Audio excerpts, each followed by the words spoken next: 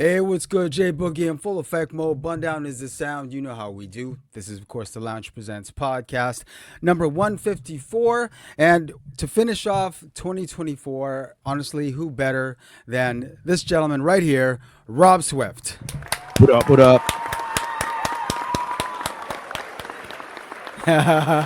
Yes, yes.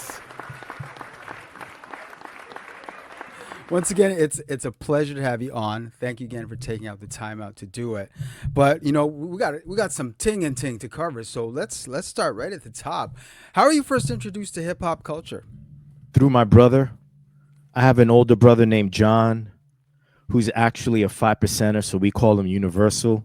Hey, And he basically was born in Colombia, South America. My father immigrated here in 1969, got himself established. Then in 1971, sent for my mom and my older brother.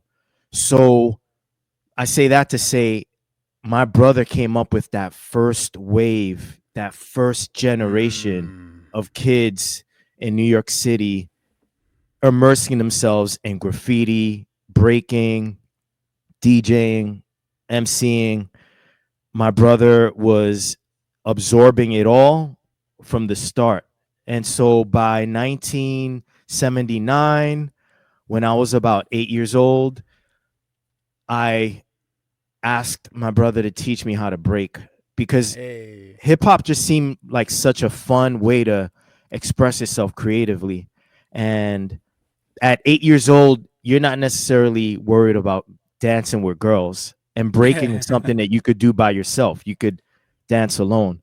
So my brother taught me how to break in 1979, and that's how I got introduced to the hip hop culture movement that was taking right. place in the 1970s, specifically in the Bronx, but in the outer boroughs as well, like Right. Queens, where I came up. There you go. There you go. What was being played at home when you were growing up? So again, I am the son of Colombian parents. So my dad brought over his love for salsa, merengue, Hey, cumbia, the kind of Latin rhythms that were popular in Choco, Colombia, where my dad is from. And coincidentally, when my dad got himself established, sent for my mom and my brother, and had me here in 1972 in Queens, New York City, the truth of the matter is, bro, we grew up poor, man. We didn't have much, you know? We grew up in yeah. a one-bedroom apartment on 3752 89th Street in Jackson Heights, Queens. And we lived in a tenement building, and all of us, all of the residents of this building pretty much lived on top of each other, man. It was Mm-hmm. a very humble beginnings for us. So I say that to say my dad, to make extra money, decided to pick up DJing.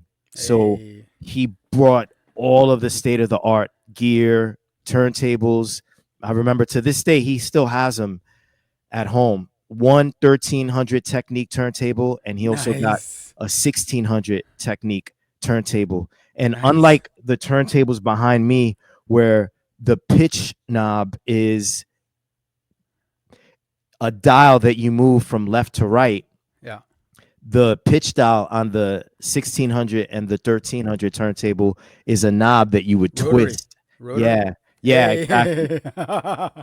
So I'm thankful to my father because without him realizing it, he brought home gear to make money, to pay the rent and put food on the table, but without him realizing it, to allow my brother to DJ the way he was hearing his heroes like Mhm. Grandmaster Flash, Jazzy J, Tony Tone, Charlie Chase, cut it up on the mixtapes that he was getting his hands on. So Mhm. those DJs were using the kind of gear that my father bought to make extra money. Mhm. And so it worked out perfect. So my brother, dude, he for me was like this portal into the hip hop culture because again, he was immersed in it, Yeah. but my father definitely plays an integral role in the DJing aspect of Mm-hmm. my family. You know, like Yeah. basically the Los Aguilares, the Aguilar family, Yes. are a family of DJs. My father was a DJ. Thanks to my father, my brother started DJing without my father knowing because he didn't want my brother touching his gear. Of And course. my brother taught me how to DJ as well. So, like I said, my brother was the portal into hip hop, the four elements. My father specifically allowed us to interact with the DJ element. That's dope. That's dope. But DJing wasn't what you first dabbled in, if I'm not mistaken. No, like I was saying earlier, breaking is the first element Yeah. that I Yeah. interacted with. I was first a b-boy. And Hey. here in Jackson Heights, Queens, in the late 70s and early 80s, there was a roller skating rink called USA Roller Skating. Okay. And that for us here in Jackson Heights, the youth, was the epicenter of hip hop. And I always reference this when I get asked what hip hop was like in Jackson Heights in the late 70s and early 80s. You know, or are you familiar with the movie Star Wars? Yeah. Yeah. Okay. Yeah. So remember the scene when Rocksteady battled against Dynamic Rockers? Yep. Yep. That was Pivotal. filmed at USA Roller Skating Rink. It was Okay. a roller skating rink that at the time where I lived on 89th Street was 20 blocks from my home. So we would Oh walk damn. there, us kids from the neighborhood, and b-boy, roller skate, talk to girls, take Yep. in hip hop concerts from the likes of Just Ice, Run DMC, Fearless 4, Cold Crush, Coogee Rap, New Edition. The list Hey. goes on and on. Curtis Blow, who's who in hip hop in the late 70s and early 80s performed at USA. So that for us was like the Hevalo in the Bronx Yeah. or the Disco Fever. You know what I mean? That was Yeah. our place to go to take in hip hop and battle kids as breakers. One thing I want to ask you, when you first got into breaking, what was it about breaking that drew you in? It just looked cool. You know, there's really no fancy answer to that. It just looked Yeah. cool, and Hell yeah. my brother did it as well. And as a kid, your brother, especially if he's older than you, Yep. significantly older, is going to be your idol, right? Yep. You want to be like him with regards to sports, with regards to macking on the girls, and he used to break. So I would see him break at house parties that I would go to with him, and it just looked like a way to say, yo, I'm dope at something. Yep. You know what I'm saying? Because in New York City in the 1970s and 80s, we're talking about the inner city where youth really didn't have many options to exercise their energy. Yep. You know what I'm saying? Like I have Yep. fond memories of my friends and I playing tag on the street, bro, like dodging cars. Yeah. You know Yeah. what I'm saying? Yeah. And Yeah. for amusement, we climb fire escapes and jump roofs. Like we Yeah. used to do crazy shit. You know what I'm saying? Yep. Yep. So back then, it's not like growing up in Jackson Heights, although it was Queens, and people have this perception of Queens being the suburbs of New Mm-hmm. York. Jackson Heights wasn't, you know? Mm-hmm. And it was rough. It might not have been burning like the Bronx, but I can tell you stories of seeing a dead body right in front of my building, you know, Damn. Yeah. in the middle of the day, bro. Like Mm. seeing a dead body outside. You know what I'm saying? Yeah. So I'm not saying that for shock value. It was just the Yeah, reality that of was just the reality. growing Yeah. up in that section of Jackson Heights in the late 70s, early 80s. Then Giuliani came and fixed up New York, and you know, Yeah. my part of Queens, Jackson Heights, where I still live, looks a little different. But again, we didn't have many options, so USA was our escape to, or let me rephrase that. USA was like our alternative to being in the streets. There you go. And if you were there, more likely than not, you were going to interact with kids from other boroughs, Manhattan, the Bronx, Brooklyn, and a lot of these kids used to break. So I wanted to learn, and my brother taught me, and that was definitely, yeah, the first element that I interacted with. Now, breaking is one method of expression that hip hop culture was responsible for, but you then leaned into another form of expression, DJing. And ultimately that's obviously what you stuck with. What was it about DJing that made you stick with that instead of breaking? Well, just for clarification's sake, I interacted with every element of hip hop. I started off as a breaker in 1979. Before I started DJing, I was actually a graffiti writer. Okay, okay. Yeah. So I ran, and I referenced this a lot as well in a lot of my recent interviews. I ran with a crew of kids by the time I got to the 6th grade here in Jackson Heights that were the popular kids immersed in hip hop in our neighborhood. So Okay. it was Little Ram, Ramiro from Jackson Heights, Puerto Rican, my boy David Soto, Jackson Heights as well, native Puerto Rican, my boy Nay, whose real name is Joey, another Puerto Rican from Jackson Heights. And we had a white boy down with us, and we used to call him White Boy Billy. So it They was always have the name White Boy. word. It was White Boy Billy, who was white,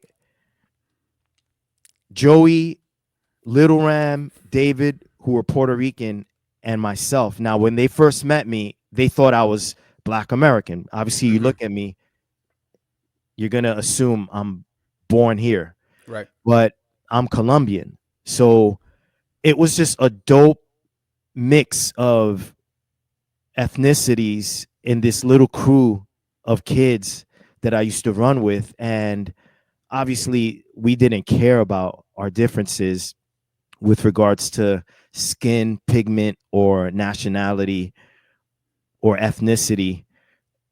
All that mattered to us was, yo, can you break? Yeah. And the reason I bring that crew up is because Joey Nay was a graffiti writer. So in the 6th grade, he became my mentor and taught me how to write Mm. graffiti and gave me my graffiti name, which was Dope. Rob Ski back then. Nice, nice. And yeah, so I interacted with every element. After graffiti, I decided I was tired of spectating and watching my dad and brother DJ, Hmm. and I wanted to learn as well.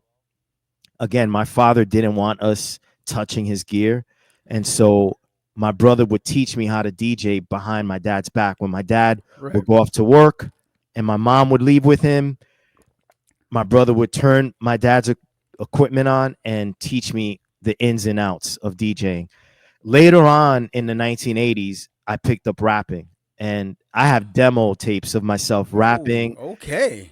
with Psycho Les from the Beat Nuts doing production. Okay. And we used to send these tapes to different record labels: Def Jam, Profile, Of Sleeping Bag, course. Yep, Fresh yep. Records, Tommy Boy, Vintertainment. Every record label that put out hip hop That's music in the crazy. 80s received one of my demos for sure. That is And wild. yeah, Yo, this is the first time hearing it for real. I did not know you were on your demo hustles too, yep. man. Sending cassette Jeez. tapes of songs that we did at Psycho Les's house. He had this That's dope. little, he had like,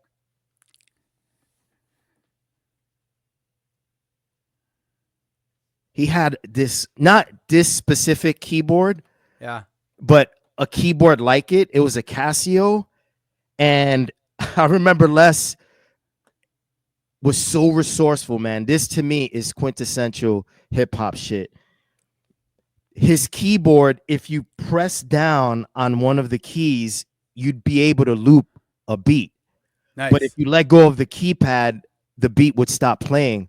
So Right. he would take pieces of tape, press down on the keyboard key, and then take the tape. And as he's pressing down, tape the key to the bottom of the keyboard so that the beat So would loop. keep And it, going. yeah, Oh, so it could keep nice. going. Yeah, yeah, Nice. word. Psycho less.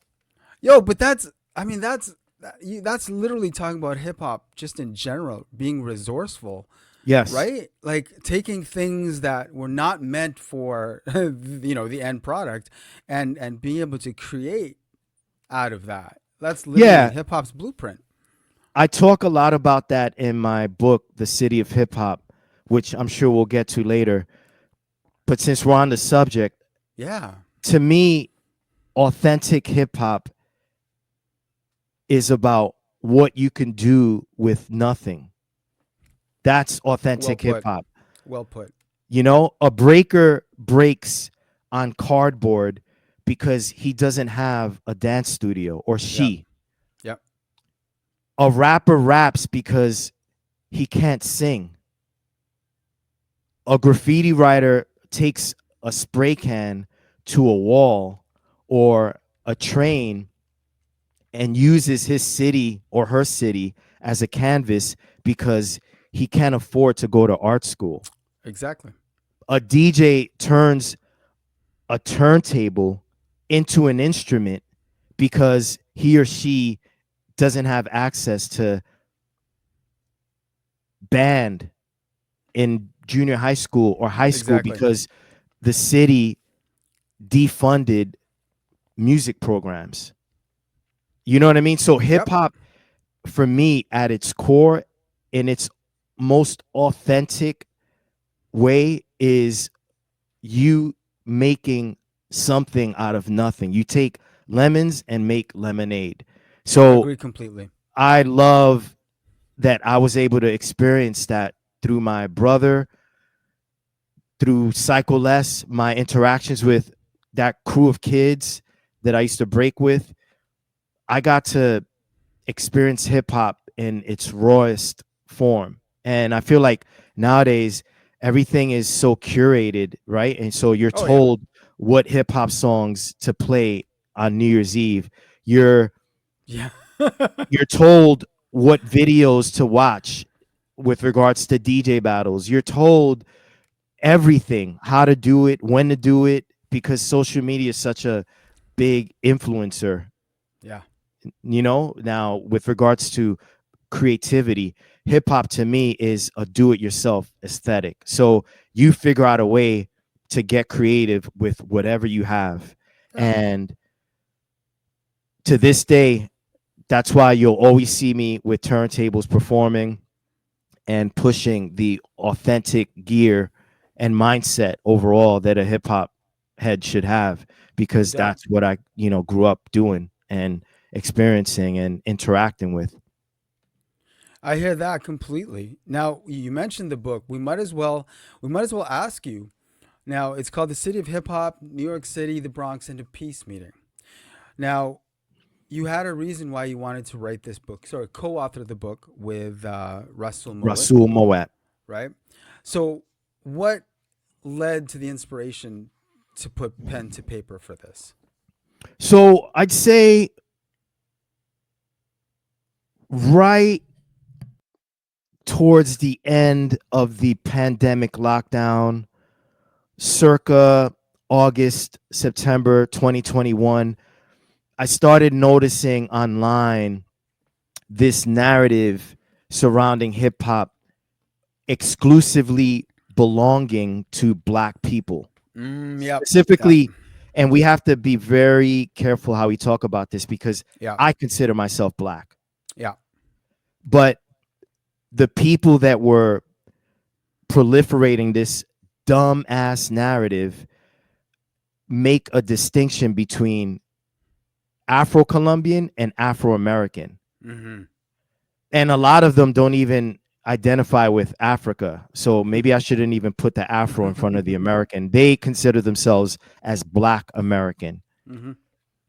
And in their eyes, if your lineage doesn't trace back to slavery here in America, then you have no birthright to hip hop culture. Yeah. And it's just funny because to me, hip hop culture isn't a birthright, it's a creative right. Hip hop belongs to the people that do it. Yeah. It doesn't Completely. belong to a race arbitrarily because of the color of the skin that they wear. You know what I'm saying? Like, Yep. Yep. it's just really this dumb, stupid, divisive, retarded narrative that I started noticing Mm-hmm. in 2021, Mm-hmm. about August, September. And so at first, I'd see shit on Twitter, for example, and I thought, Mm. all right, these are Gen Zers that know nothing about hip hop. And so I got to school these people. So I would get Yeah. into debates with them, Yeah. arguments. And number one, I started noticing that their retort to what I would say to correct them would be racist comments like, you're Mm. Latino filth, Yeah. or Yeah. you're a culture vulture, all kind of crazy shit, Yeah. which was like Wild. wild to me. Then they That's a could say great that to word. you. Then Why they to could say say that that to to me? you. Because I've been doing this since 1979, non-stop. Every single day since 1979, I've interacted with some aspect of hip hop non-stop. And I have now like some random chick on Twitter that's only been on that app for about a year Yeah. talking to me about I'm a culture vulture. You know what I'm saying? So Yeah.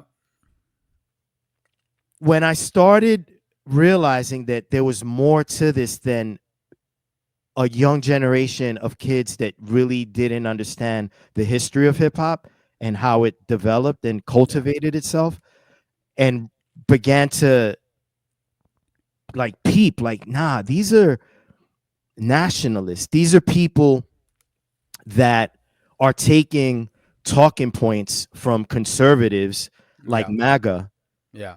and applying it to their ideology. You know, Yeah. these are xenophobes. These are people that know nothing about the culture but want to co-opt it Yeah. because they want to lump it into their whole reparations argument. You Mm-hmm. know, they believe these people, these xenophobes, racists, nationalists, believe that America owes them reparations. Now, I'm Mm-hmm. not here to argue that. Right. You could feel that way, but don't try to co-opt hip hop. You know what I mean? And that Yeah. is what I started to discover, that it was a situation where hip hop was being taken hostage, you know? And so when I realized that, I decided, yeah, man, I need to write more online about the culture and the history. I have a DJ school called Brolic Army DJ Yep. School, Yep. Yep. and I referenced that to say I didn't want my students, a lot of them who are white, Latino, Asian, feeling ostracized Yeah. or stumbling across a post from some racist weirdo Yeah. talking about if you're a Latino or outside of the black race, black American race, you're a guest in the house of hip hop, which is Yeah. another dumbass narrative. Yeah, I didn't want my students thinking that that was true. So I started writing more about hip hop from my perspective. And I have a friend named Janice Chalmers who actually lives in the United Kingdom. And she would watch my posts, read them, and one day she was just like, Rob, you need to write a book about this stuff because I'm learning things about this culture Mm. that I never stopped to really think about. And thanks to your post, although it's sort of sad that you're writing about it for the reasons that you are, right? To clarify these Yeah. negative narratives, to put it nicely, you need to write a book that's an official, comprehensive take on what this culture is. Because in a lot of my posts, I was talking about how hip hop wasn't necessarily created. Right. And I feel like that's a narrative that honestly we need to dig deeper about. And what I Mm-hmm. mean is Kool Herc, and I mean this with no disrespect. I Of have course. Of the course. utmost respect for Kool Herc, Of but course. the narrative is that Kool Herc, when he threw that party for his sister Cindy in 1973 on August 11th at 1520 Cedric Avenue, that was the start of hip hop culture.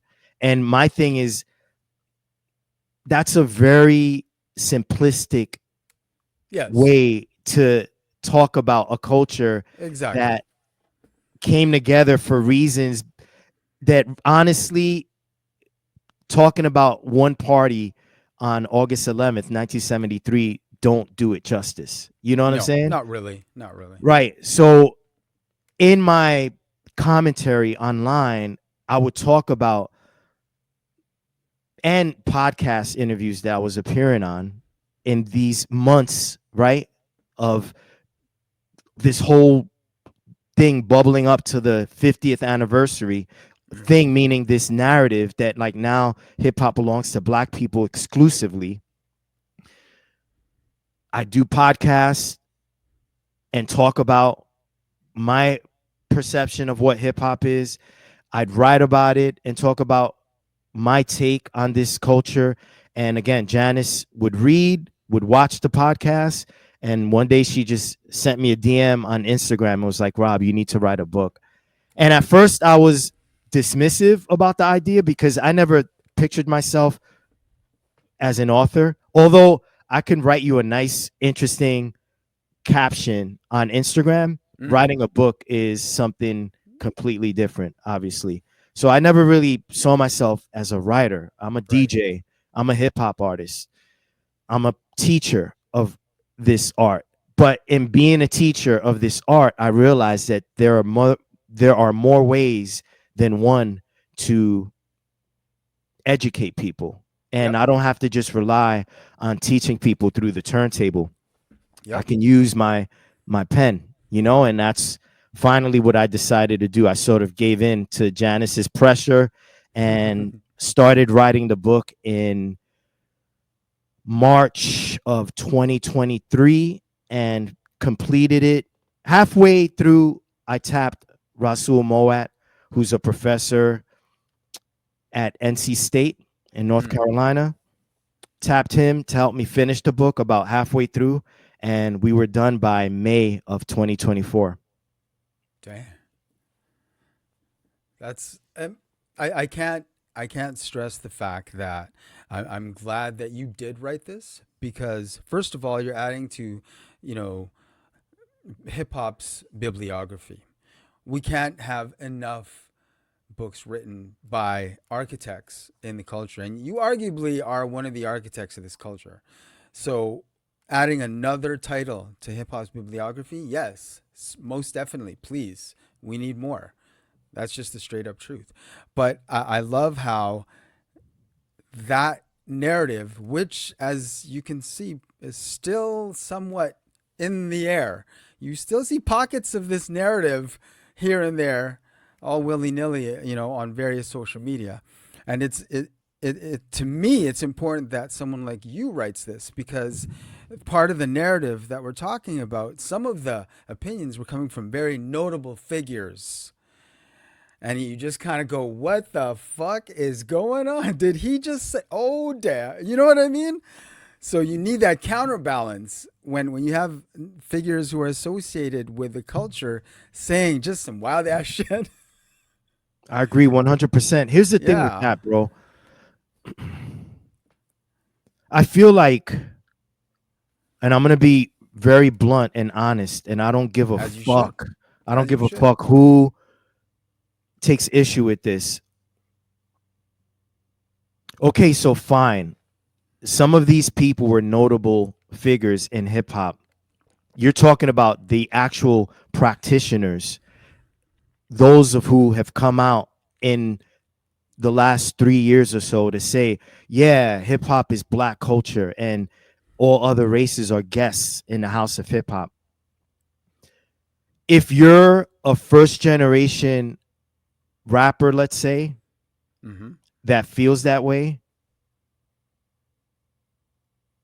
you have a right to. But what I'd say to that is, who are you to claim someone that's been doing it since 1979 all the way through 2024 is a guest in a culture that you probably interacted with from 1976 to 1983? Yeah. You know what I'm saying? Like a Yeah. lot of these pillars of hip hop, first generation pioneers, stopped doing it. And what I mean by doing it is putting out music Yeah. or dancing Yeah. or writing graph, Yeah. right? Or Completely. DJing. A lot of them stopped by 1984, 1985. Whereas, speaking as a Colombian born here in New York City who embraces his blackness and his Latino heritage, Right. I've been doing it since 1979. So let's There you see, go. 1979, 1980, 81, 82, 83, 84, 85, 86, 87, 88, 89, 90, 91, 92, 93, 94, 95, 96, 97, 98, 99, 2000, 2001, 2002, 2003, 2004, 5, 6, 7, 8, 9, 10, 2011, 2012, 2013, 2014, 15, 16, 17, 18, 19, 2020, 2021, 2022, 2023, 2024. We're talking about more than 4 decades, right? Doing this. And you're going to call me a guest? Get the fuck out of here, yo. That's Get the called Rob fuck out of schooling here. you, by the way. You know what I'm That's saying? called you done been schooled. So, I don't care if you were a first Zulu King B-boy. Yeah. I don't care if you were at the first hip hop party, quote unquote, 1973, August 11th, 1520 Cedric Avenue. I don't care if you are a first generation graffiti artist. I don't care if you were one of the first people to rap at a party. If you stop doing this by the late 70s, early 80s, there ain't shit you could tell me.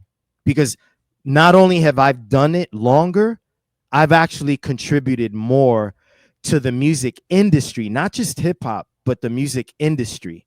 I've appeared in movies, I've appeared in commercials, I've starred in TV shows, sports talk shows, regular talk shows.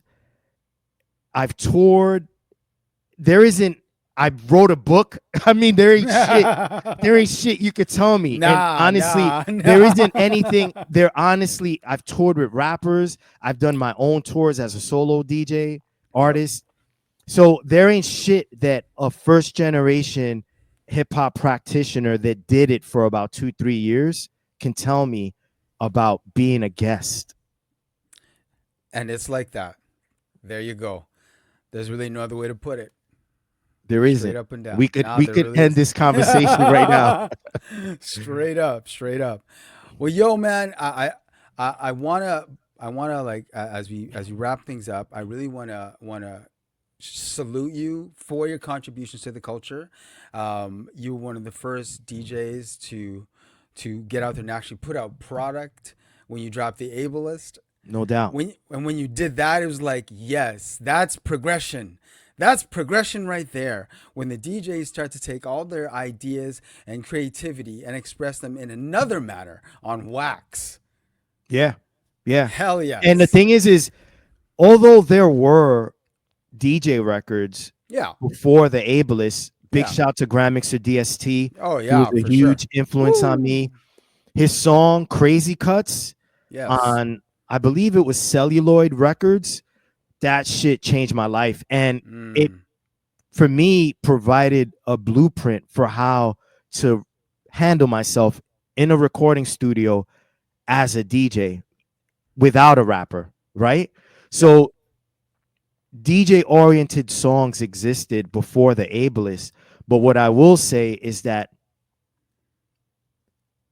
there weren't full albums that centered around the DJ. Yep. And I don't mean the DJ tapping a bunch of rappers to rap. I mean No. the DJ, like it's just Producing the record. right, exactly. Yeah. Producing the record, writing the music via scratches. Yep. You know what I'm saying? That wasn't happening in the 80s. And I definitely tap myself, or I should say, pat myself on the back as being one of the DJs that helped create a lane for Ah, the for real. DJs today to do this shit. You know what I mean? Nah, And for make a real. living off this art form that, again, was created by young black teens. That's something that you can't deny. No. In the mid 1970s. Big shout to Grand Wizard Theodore, All who day. we credit for introducing this concept of scratching, you know, moving the record back and forth to Coke sound for people to hear, opposed to doing it in your headphones when you're about to drop a song. Big ups to Grandmaster Flash for Yes. cultivating techniques like the quick mix and the clock theory, Yep. the predecessor for what we know now to be beat juggling. Exactly. Yep. Big ups to Grand Mixer DST again. Yes. His work with Herbie Yes. Hancock really changed Yes. my life. Rocket, that song, dude. Watching him perform it Mm. at the Grammy Awards with The Herbie Hancock, with the, inspiration. yeah, man, with the band behind him. Whew. DST's there cutting up fresh. Look, as far as hip hop is concerned, there is no denying that young black teens were amongst the first bricklayers of this art, especially, or I should say, specifically when it comes to DJing and rapping. Yeah. But there ain't nobody out there, no pioneer, no first generation hip hop head that could tell me whites, Latinos weren't a part of the initial graffiti movement because they were. Yeah. And when it comes to b-boying, well, before I even talk about b-boying, with regards to graffiti, big ups to Taki 183, one of the first graffiti writers, the writer that really made this into a movement and not just someone writing on a wall, but Right. turned it into a movement. Big ups to Tracy 168. Say word. Bro, that guy revolutionized graffiti with his wild style Mm-hmm.